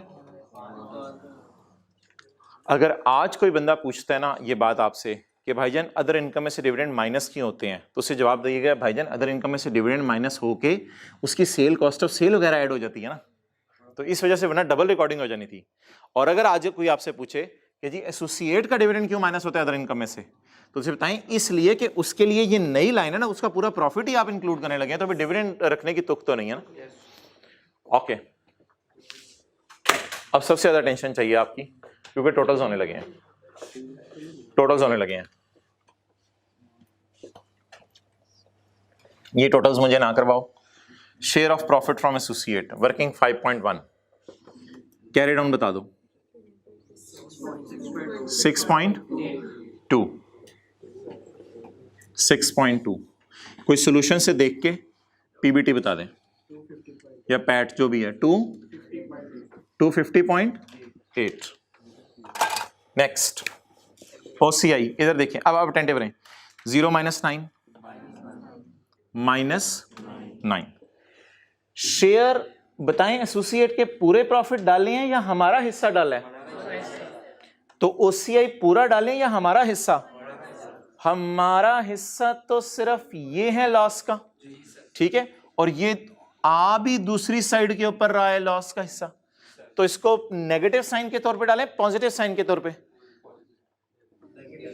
फिर ये लॉस है ना 1.5 का, तो ये लॉस है 1.5 का। अगर प्रॉफिट आता तो पॉजिटिव, अगर लॉस आ रहा है तो कितना? 1.5। अच्छा, what is this PAT, what is this OCI? अगर ओसीआई का टोटल करना है वो करा दें, आपकी मर्जी, ये आगे कहीं यूज नहीं होना। 10.5 अभी हुआ तो मैं बताऊंगा। ये पैट आ गया, ये ओसीआई आ गया, टीसीआई बताएं? 240.3। अब एक काम आपने करना है जो सबसे ज्यादा इंपॉर्टेंट है, वो काम है एलोकेशन। एलोकेशन, एलोकेशन किस किस में? डिस्काउंट एलोकेशन नहीं है IFRS 15 वाली। एक आपने पैट को एट्रीब्यूट करने, एक किसको एट्रीब्यूट करने? पैट एट्रीब्यूटेबल टू, यानी इसको तोड़ने, और दूसरा TCI attributable to parent, parent और एनसीआई। डन। इधर देखते रहिएगा, ये क्या लिखा है मैंने, क्या करना है इसको? तकसीम बाद में करें, पहले लिखें तो सही तकसीम क्या करना है। ठीक है जी, ठीक है। अच्छा, टीसीआई एट्रीब्यूटेबल टू, तकसीम बाद में करें, पहले लिखें तो सही तकसीम करना किसको है? किसको जी? इस तरह कर लें जिस तरह क्लास में करते थे पहले। 2 2 2 40.3। अब पहले पैट को कर लेते हैं। इसमें आपको याद है ये फिगर बैलेंसिंग आती है, ये फिगर बैलेंसिंग आती है। अब कैलकुलेटर पकड़ के मुझे ये वाली फिगर बता दें। एनसीआई का पैट, हिम्मत, एनसीआई का पैट, एनसीआई का पैट, एनसीआई का पैट, कोई भी फिगर क्या होती है? यही होती है ना, यहां पे उंगली रखो और हेडिंग पढ़ लो। अगर कभी पेपर में भूल जाए यहां क्या आना है, तो यहां रखो उंगली, ऐसे लेके जाओ और आंखें ऐसे लेके जाओ। ये क्या है? एनसीआई का पैट। ये तो सब्सिडरी का पैट है। कितना है? 42 -5 30 मल्टीप्लाइड बाय 40%, 14 पॉइंट। ये सब्सिडरी के पैट में किसका हिस्सा है? एनसीआई का। कितना है जी? 14.8। और अच्छी तरह आपको याद होगा हम यहां वर्किंग 5 लिखा करते हैं। वर्किंग 5 का मकसद ही ये होता था, बाकी किसका प्रॉफिट होगा? बाकी किसका प्रॉफिट होगा? पेरेंट का। बैलेंसिंग कितना? 236। डन। अब एनसीआई का टीसीआई, बेटा तुम्हें क्या हो गया? अबू ठहरे, में एनसीआई का टीसीआई, बेटा तुम्हें क्या हो गया? नहीं अब एक मिनट मुझे सोचने दे। एनसीआई का टीसीआई, बोले बोले हिम्मत करें। एनसीआई का टीसीआई, एनसीआई का टीसीआई यानी एनसीआई का पैट भी और एनसीआई का ओसीआई भी दोनों रोल प्ले करेंगे ना एनसीआई के टीसीआई में। खीर होगी ये बातें। एनसीआई का टीसीआई, एनसीआई का टीसीआई, एनसीआई का पैट 14 एनसीआई का टीसीआई निकला, एनसीआई का ओसीआई निकला पड़े निकालना पड़ेगा, निकला पड़े निकालना पड़ेगा। कैलकुलेटर पे निकलेगा या देख के निकल आएगा? कैलकुलेटर पे निकलेगा। कैलकुलेटर पकड़े, खुदा के लिए जिन्होंने कसम खाई हुई कैलकुलेटर ना पकड़ेगी, पकड़े कैलकुलेटर, ऑन का बटन दबाएं। 9 का कितने परसेंट? 40%। 3.6 नुकसान फायदा, नुकसान नुकसान कितना? 3.6 जी। ओवरऑल पॉजिटिव ही आएगा ना 11.2। अब बार बार बोलें, एनसीआई का पैट, एनसीआई का टीसीआई, एनसीआई का टीसीआई, पैट और ओसीआई टीसी, पैट और ओसीआई टीसीआई होते हैं ना। कोई परेशान तो नहीं हो गई? ज्यादा नई नई टर्मिनोलॉजीज तो नहीं इंट्रोड्यूस करा दी? पैट और ओसीआई, पैट और मिल के बनाए टीसीआई। तो हमें किसका टीसीआई चाहिए? एनसीआई का। तो पहले से ही निकाल दें अब ये 220.10 वाले भी हैं अभी तक भाईजान। आप डन जी। अच्छा, कोई इन दोनों का टोटल करके चेक करेगा यही आया या नहीं। हालांकि ये उसने इसमें से माइनस करके ये निकाला है।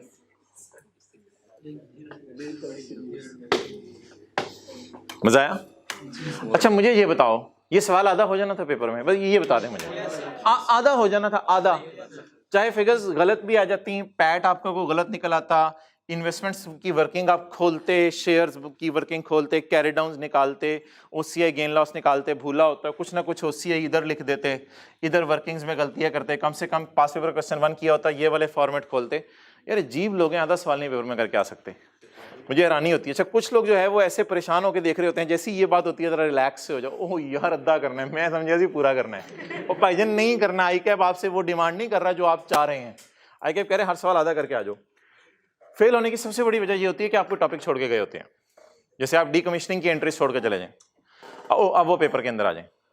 तो जैसे IFRS 8 के अंदर डिस्क्लोजर आप छोड़ के चले जाएं। फेल होने की वजह ये होती है। फेल होने की ये वजह नहीं होती कि आपको सवाल नहीं आते होते, सवाल आपको आते होते हैं, आप हर टॉपिक के सब टॉपिक्स छोड़ के जाते हैं। तो टॉपिक के सब टॉपिक्स कवर करने हैं, हर टॉपिक की डेप्थ में नहीं जाना। क्या IAS 37 का सवाल आया है, इसके अंदर 4 एडजस्टमेंट्स हैं, मेरे से एक नहीं हो रही, तो मैं बाकी पास पेपर की 8-10 करके जरा ट्राई करता हूं, पहले ये एक जरा कर लूं, वो एक फिर भी नहीं होनी क्योंकि पेपर में वो नई वाली आनी है। तो इसलिए भाईजान अब ये जितनी भी चीजें कर लें, ये आप लोगों, ये पिछले वालों को आई थी, ये किनको आई थी पता नहीं, जिन वालों को भी आई थी। आपको तो कुछ और आनी है, आपको कुछ और आनी है। ओके ये क्वेश्चन 4 भी इंशाल्लाह मैं डिस्कस करूंगा। तो आपकी मैंने कहा जान नहीं छोड़नी है, लेकिन ये इन 6-6 घंटे की क्लासों में नहीं है, ये फिर मेरी तरफ से ऑप्शनल होगा, जिसने अटेंड करनी है करे, नहीं करना ना करे।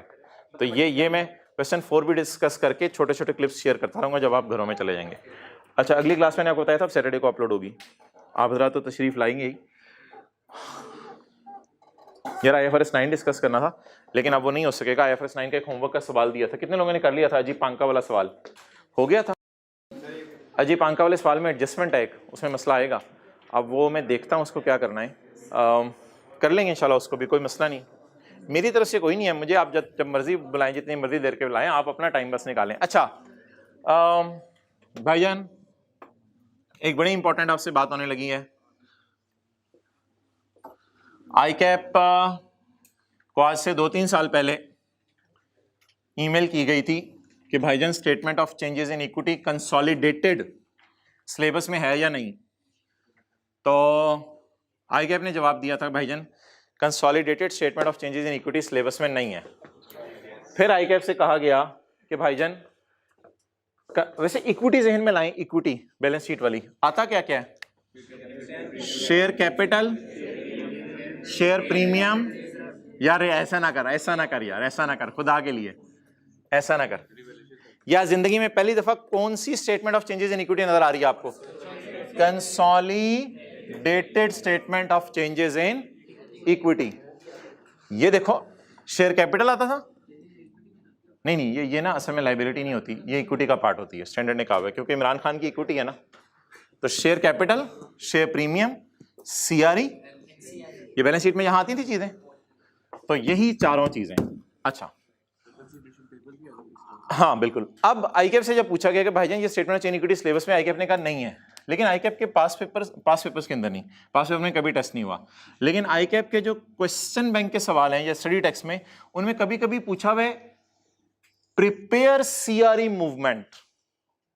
तो फिर आईकेप से पूछा गया कि सीआरई मूवमेंट और एनसीआई मूवमेंट ही तो असल चीज है इसमें, शेयर कैपिटल और शेयर प्रीमियम तो एक एक फिगर होती है। उसने कहा हाँ ये सिलेबस में है।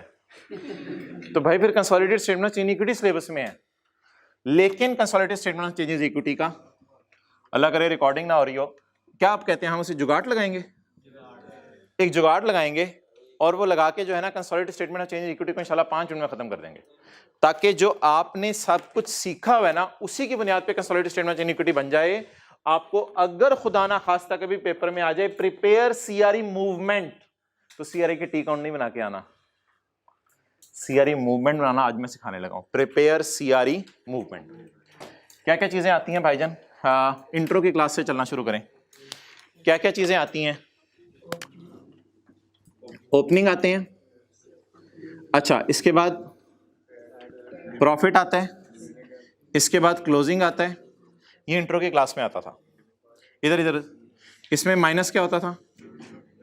इसमें माइनस क्या होता था? डिविडेंड। माइनस क्या होता था? चलें जी, एक चीज और आती थी न्यू कैपिटल, किसी को याद आ रहा हो? इंट्रो की क्लास बस जहन में लाएं। इंट्रो की क्लास में होता था opening capital plus new capital plus profit minus drawing is equal to closing capital. ये एग्जैक्ट इंट्रो की क्लास का फॉर्मेट है। एक चीज बस नहीं डाल रहा हूं, वो मैं रेड मार्कर से डाल देता हूं, वो एनसीआई है। वो क्या है? एनसीआई। डन। अच्छा, अब जुगाड़ लगाने का मतलब क्या होता है? यानी कि कोई ऐसे शॉर्टकट लगाना कि जिसके जरिए से हमारा सारा सवाल सॉल्व हो जाए। उसका तरीका देखें। शेयर कैपिटल आपकी बैलेंस शीट में इधर आ रहा होता है, वो वाला उठा के आपने इधर लिख दिया करना। क्लोजिंग इधर लिख दिया करना। डन। अभी मैं सवालों में करवाऊंगा आपको। शेयर प्रीमियम आपकी बैलेंस शीट से आ रहा होगा, वो आपने उठा के इधर लिख दिया करना। सीआरई आ जाएगी आपकी वर्किंग नंबर, मुझे 1 2 3, सीआरई आ जाएगी वर्किंग 3 वाली, कैरी डाउन। सीआरई यहां से आ जाएगी और एनसीआई आपकी आ जाएगी वर्किंग 4 का कैरी डाउन, यानी वर्किंग 3 4 उसी तरह करनी है। ये क्लोजिंग्स आ जाएंगे, क्लोजिंग्स की टेंशन नहीं, ये दोनों बैलेंस शीट से आ जाएंगी figures, share capital share premium की। सीआरई एनसीआई वर्किंग 3 और 4 से आ जाएंगी। ये सारी फिगर्स डन हो गई, समझ आ गई? पैट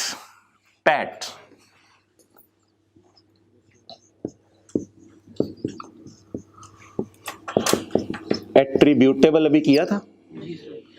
जो एट्रीब्यूटेबल एनसीआई का वर्किंग 5 वाला है, PAT PAT PAT PAT PAT PAT PAT, ये वर्किंग 5 वाली फिगर आ जाएगी। ये एनसीआई का पैट है ना भाईजान, एट्रीब्यूटेबल टू एनसीआई। और ये जो एट्रीब्यूटेबल, ये टोटल भी होता था वैसे, अभी किया था थोड़ी देर पहले। और ये वाला जो पैट है ये पेरेंट का है, और ये वाला किसके? एनसीआई का। तो ये दोनों figures consolidated statement of comprehensive income के फेस से आ जाएंगी, क्योंकि जब भी स्टेटमेंट चेंज इक्विटी मांगेगा पहले पीएनएल बनवाएगा। ये दोनों चीजें consolidated statement change equity, consolidated statement of comprehensive income के फेस से आ जाएंगी। डिविडेंड के बारे में आपने बिल्कुल नहीं सोचना रिकॉर्ड हुआ है या नहीं हुआ, या अकाउंटेंट ने क्या किया, ऐसा कुछ नहीं सोचना।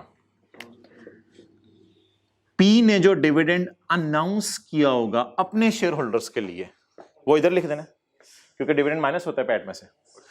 और एनसीआई के आपने लिखना है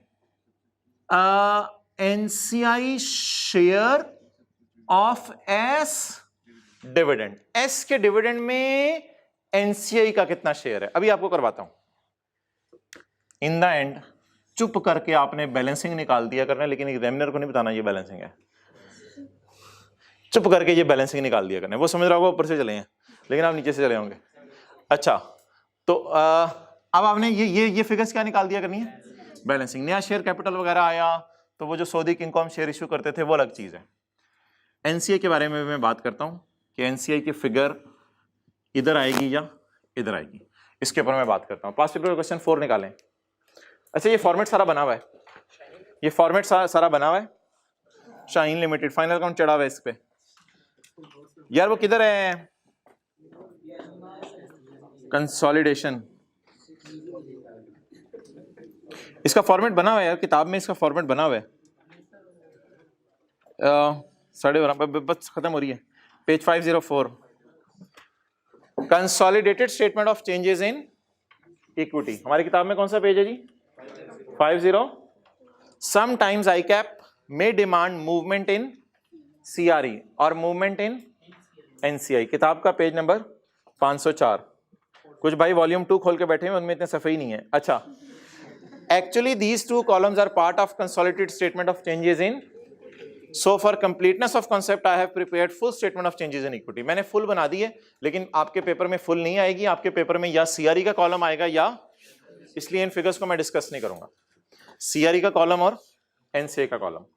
क्लोजिंग बैलेंस से शुरू करेंगे, ये बैलेंस शीट से आएगा X, ये X बैलेंस शीट से आएगा, ये वर्किंग 3 का कैरी डाउन होगा, ये वर्किंग 4 का कैरी डाउन होगा। डिविडेंड, P का फुल डिविडेंड इधर आया करेगा जो P ने बांटा, और जो S ने डिविडेंड बांटा उसमें NCI का शेयर आया करेगा। ये वाली फिगर और ये वाली फिगर कहां से आएगी? Consolidated statement of comprehensive income से। NCI ऊपर देखें, अगर इस साल खरीदे आपने सब्सिडरी को तो NCI वर्किंग 1 वाली यहां लिख दीजिएगा, वर्किंग 1 वाली NCI, वर्किंग 1 में एक NCI आती है, वर्किंग 1 में NCI, इधर वर्किंग 1 लिख लें। It will only appear if current year acquisition from working 1, from working 1। Working 1 वाली NCI इधर लिख दीजिएगा। अगर इस साल ना खरीदा हुआ तो इसकी टेंशन ना लीजिएगा, बस बैलेंसिंग ओपनिंग आ जाएगी, खुद ही NCI बैलेंसिंग आ जाएगी ओपनिंग। तो अगर इस साल खरीदा है तो NCI फॉर द ईयर होगी या ओपनिंग होगी? फॉर द ईयर होगी। और अगर पहले का खरीदा हुआ है तो ओपनिंग होगी। डन हो गया। अब इसको पास पेपर के क्वेश्चन 4 के ऊपर अप्लाई करें, इसको पास पेपर के क्वेश्चन 4 के ऊपर अप्लाई करें। किधर है पास पेपर का क्वेश्चन 4? एसोसिएट्स का नहीं, कंसोलिडेशन का। पास पेपर का क्वेश्चन 4 571 जी। सॉल्यूशन भाईजान, क्वेश्चन नहीं, सॉल्यूशन।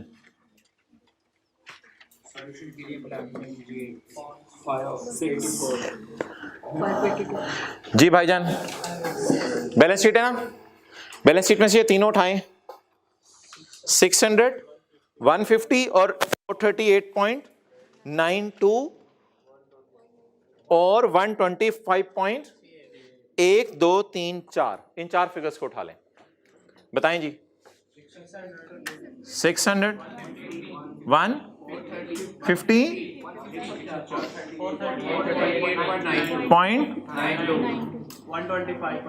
125.8, ये बैलेंस शीट से आ गई।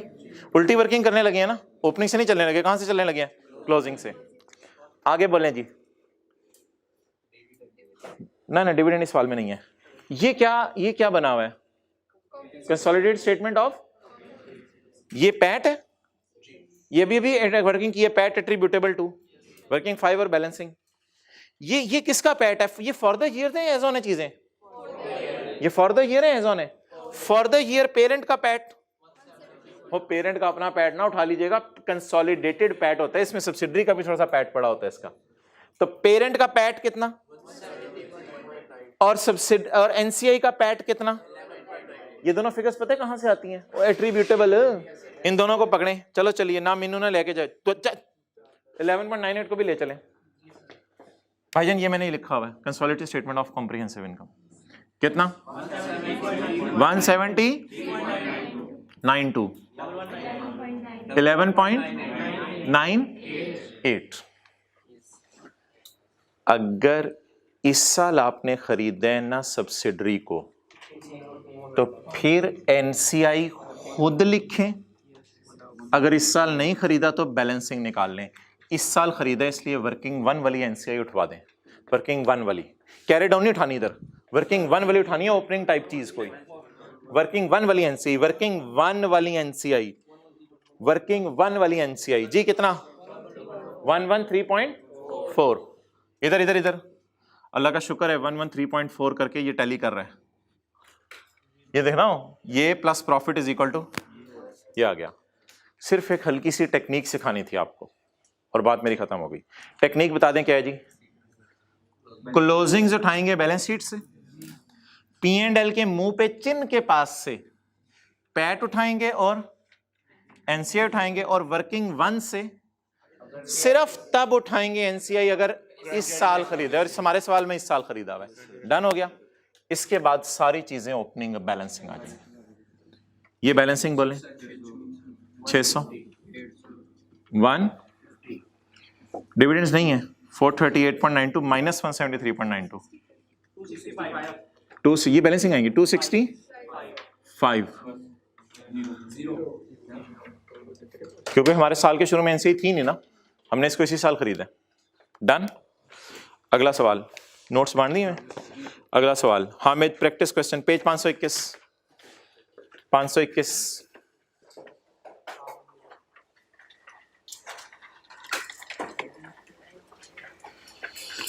ओ भाई नहीं 521 पे तो क्वेश्चन है। चलें तो क्वेश्चन देख लें, क्वेश्चन देख लें। इधर देखें क्वेश्चन 25 भाईजान डिविडेंड आ रहा है 20,000 किसका है ये पेरेंट का फुल डिविडेंड शो करना है आपने, पेरेंट का फुल डिविडेंड शो करना है। ये क्वेश्चन से डिविडेंड उठा लें, बस ये क्वेश्चन से डिविडेंड उठा लें, ध्यान में रखें 20,000। ये क्वेश्चन हो गया। सवाल की रिक्वायरमेंट पढ़ें। Prepare consolidated P and a working showing movement on CRE. वैसे आई कि आपको वर्किंग का लफ्ज़ नहीं लिखना चाहिए था, ये तो मेन एक चीज होती है शोइंग मूवमेंट इन सीआरई। भाईजान मूवमेंट होती है opening addition closing, movement T count नहीं होते। तो मूवमेंट इन सीआरई का ये रिक्वायरमेंट आई कि अपने जो एक दफा किताब में डाल दी है ना, इसकी वजह से फिर मुझे ये कराना पड़ा। Movement in CRE, movement in CRE मैं नहीं बना सकता भाईजान। सोल्यूशन खोल लेते हैं, सोल्यूशन से बना लेंगे। सोल्यूशन किस पेज पे है 550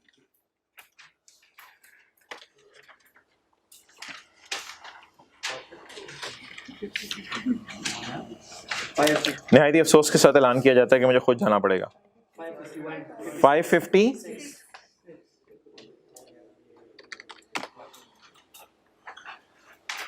जी।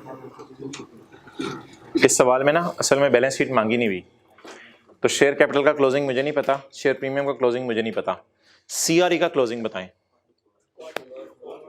124,837 सारे इधर देखें।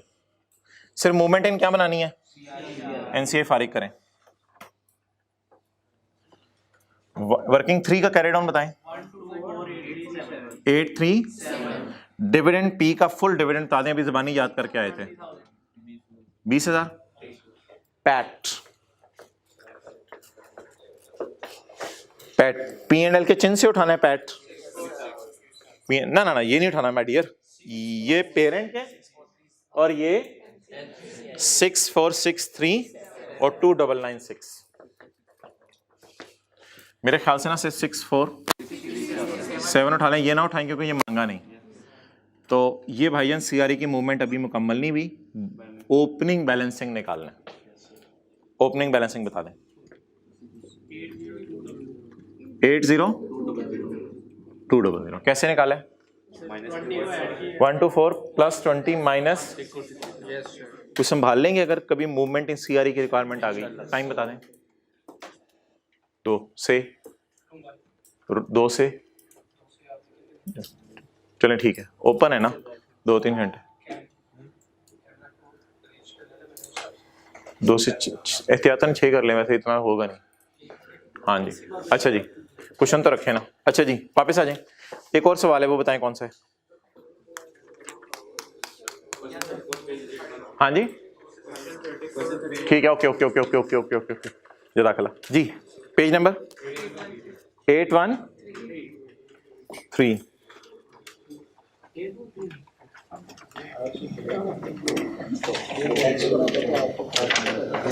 यार छड़ दे तेरी मेहरबानी। 813 क्वेश्चन खोलें, सोल्यूशन खोलें। क्वेश्चन में पहले डिविडेंड देख लेते हैं माय डियर, क्वेश्चन में पहले डिविडेंड देख लेते हैं। क्वेश्चन में डिविडेंड देख लें, दिए में डिविडेंड किस एडजस्टमेंट में? एडजस्टमेंट नंबर 6 में।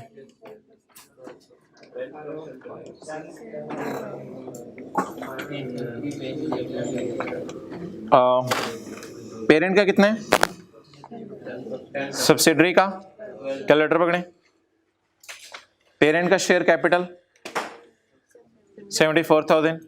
कैलकुलेटर के बगैर 10% लगा के हिम्मत करें। 7400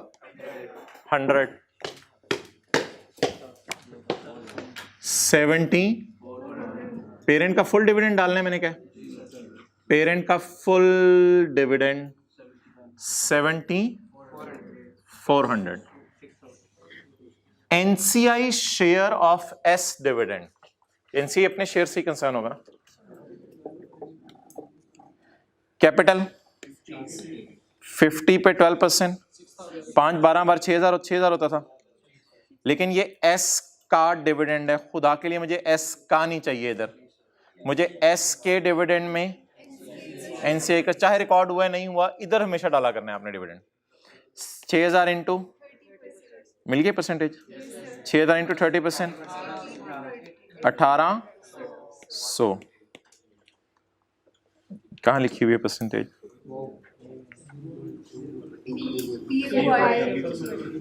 कौन से पॉइंट में?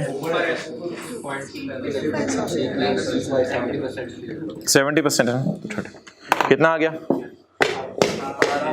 इन सारे सवालों के सॉल्यूशन में जो मैंने 3 आपको भी कराए हैं ना, इनके सॉल्यूशंस में बनी हुई है सारी। स्टेटमेंट ऑफ इक्विटी भी दिखा दूंगा, बनी हुई है। बनाने का मैंने आपको टाइम नहीं दिया। कितनी जी? 1800। डन। अब आप सॉल्यूशन में जाएंगे, किस पेज पे है?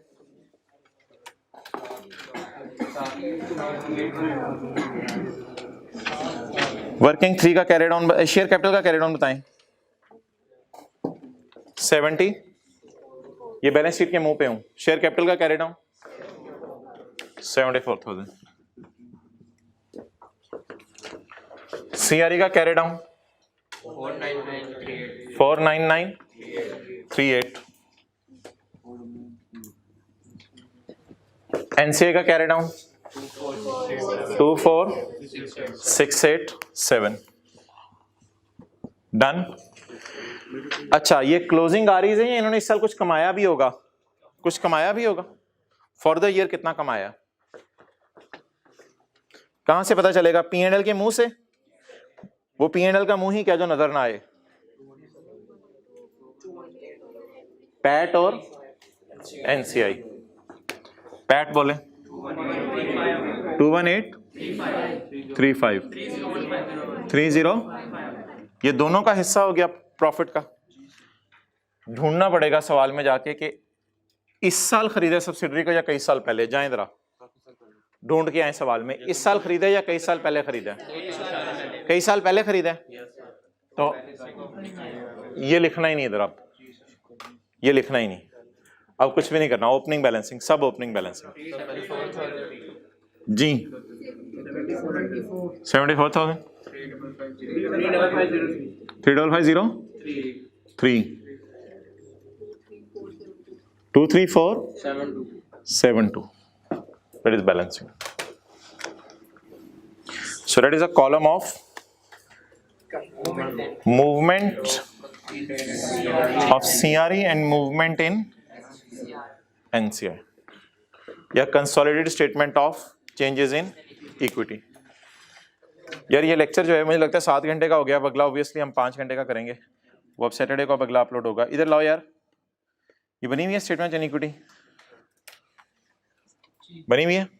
शेयर कैपिटल, शेयर प्रीमियम नहीं है, सीआरई, और इसका नाम क्या बोले? Consolidated statement of, not a part of requirement, only for practice purpose. इस सवाल की रिक्वायरमेंट नहीं थी। क्लियर? अच्छा, आज के नोट्स में मैंने फाइनल अकाउंट का एक एक्स्ट्रा सवाल डाला हुआ है, कोई पास पेपर से उठा के। अगर वो शाहीन लिमिटेड वाला टाइम मिल गया तो ठीक है, वरना उसकी हल्की फुल्की कुछ चीज़ें मैं वो डिस्कस कर लूँगा। तो होमवर्क में आपका सिर्फ एक सवाल है फिलहाल, पास पेपर का क्वेश्चन 11 फाइनल अकाउंट का। पास पेपर का क्वेश्चन 11 फाइनल अकाउंट का। अच्छा, IFRS 9 की कुछ चीज़ें करनी थी लेकिन वो नहीं हो सकी। वो जो पिछला होमवर्क दिया था वो भी डिस्कस नहीं हो सका। नॉट अ बिग इशू, इतना बड़ा मसला नहीं है। सिर्फ आज के लेक्चर नोट्स मुझे खोल के बता दें कि आज के लेक्चर नोट्स के अंदर जो है वो ये मैंने एंड पे क्या लिखा हुआ है, जो कल आपको मैंने बात बताई थी। ये थ्योरी स्टैंडर्ड्स में नहीं है। कौन कौन सी? फाइनल अकाउंट का 3rd 4th 5th शेड्यूल। इसको याद नहीं रखना, बस जहन में रखना है चीज़ों को। एथिक्स याद करना पड़ेगा, याद करना पड़ेगा। और कल जो लीज वाला कॉन्सेप्ट किया है 1 सफ़े का, वो भी 4-5 दफ़ा पढ़ लीजिएगा कि इंग्लिश लिखनी आ जाए, सब्स्टिट्यूशन राइट है नहीं है। ठीक है जी, ओके, अस्सलाम वालेकुम। सैटरडे को मिलते हैं।